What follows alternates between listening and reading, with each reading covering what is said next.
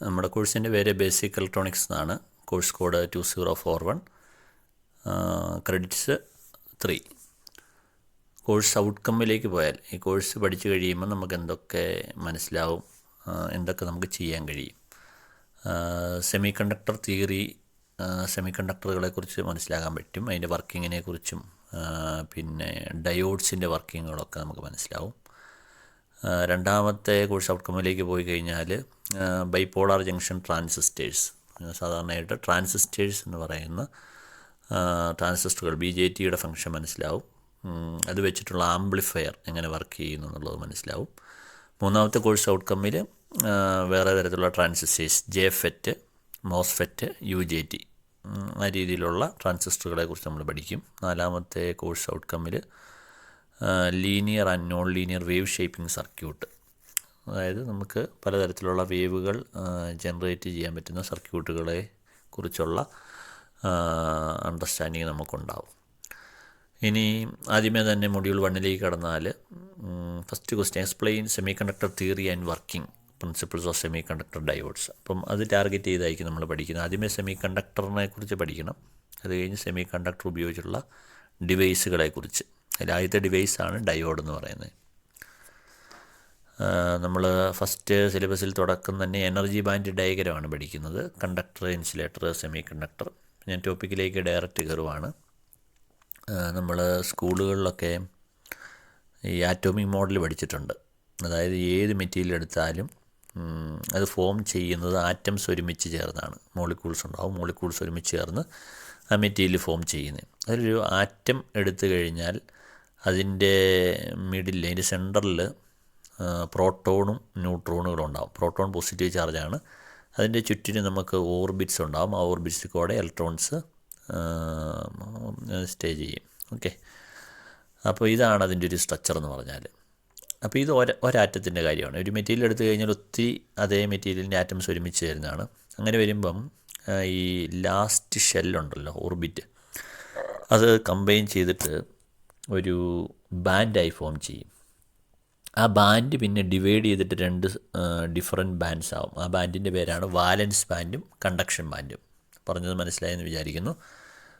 Outer ഷെല്ലില്ലേ ഒരാറ്റത്തിൻ്റെ, അങ്ങനെ ഒത്തിരി atoms വരുമ്പം അത് ഔട്ടർ ഷെല്ലുകളെല്ലാം ചേർന്നിട്ട് ഒരു ബാൻഡാവും. ആ ബാൻഡ് വീണ്ടും ഡിവൈഡ് ചെയ്തിട്ട് വാലൻസ് ബാൻഡും കണ്ടക്ഷൻ ബാൻഡും എന്ന് പറഞ്ഞ് 2 ബാൻഡ് ഫോം ചെയ്യും. അപ്പോൾ വാലൻസ് ബാൻഡ് എന്ന് പറഞ്ഞു കഴിഞ്ഞാൽ വാലൻസ് ഇലക്ട്രോൺസ് സ്ഥിതി ചെയ്യുന്നത്. അതായത് ഞാൻ പറഞ്ഞില്ല, ഔട്ടർ ഷെല്ലുകൾ ജോയിൻ ചെയ്തിട്ട് നമുക്ക് 2 ബാൻഡുകളാണ് ഫോം ചെയ്യുന്നത്. ഏറ്റവും ഔട്ടർ ബാൻഡ് എന്ന് പറയുന്നത് കണ്ടക്ഷൻ ബാൻഡ്, തൊട്ട് സെക്കൻഡ് ലാസ്റ്റ് ബാൻഡ് എന്ന് പറയുന്നത് വാലൻസ് ബാൻഡ്. ഇത് തമ്മിലൊരു ഗ്യാപ്പ് ഉണ്ട്, എനർജി ഗ്യാപ്പ് ഉണ്ട്. അതിനെ ഫോർബിഡൻ എനർജി ഗ്യാപ്പ് എന്ന് പറയും. അപ്പോൾ ഈ സ്ട്രക്ചറിലേക്ക് വെച്ച് കഴിഞ്ഞാൽ നമുക്ക് മെറ്റീരിയൽസിനെ ഇലക്ട്രിക് കണ്ടക്ടിവിറ്റി വെച്ച് 3ആയിട്ട് തരംതിരിക്കാം.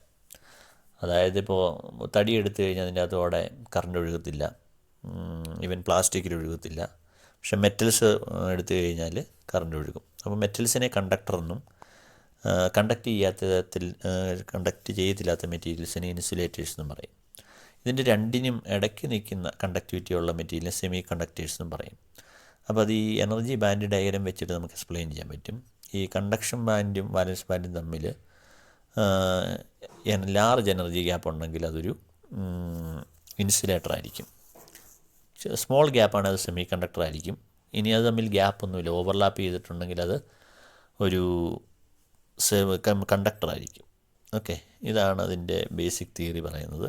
അപ്പോൾ ഈ ചോദ്യം ഡയറക്റ്റായിട്ട് ചോദിക്കുന്നതാണ്. ഇത് പ്രോപ്പറായിട്ട് പടം വരച്ച് കാണിക്കുക. ഇനി കണ്ടക്ടറിലെ ഈ ഓവർലാപ്ഡാന്ന് ഓൾറെഡി പറഞ്ഞല്ലോ. അപ്പോൾ അതിന് example gold, aluminium, silver, copper ഈ മെറ്റൽസ് ആണ്.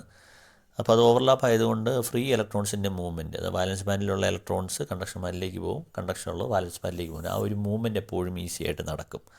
അപ്പോൾ ഇലക്ട്രോൺസിൻ്റെ ഫ്ലോയാണ് ഇലക്ട്രിസിറ്റി എന്ന് പറയുന്നത്. സ്മൂത്തായിട്ട് കണ്ടക്ടറിൽ നടക്കും.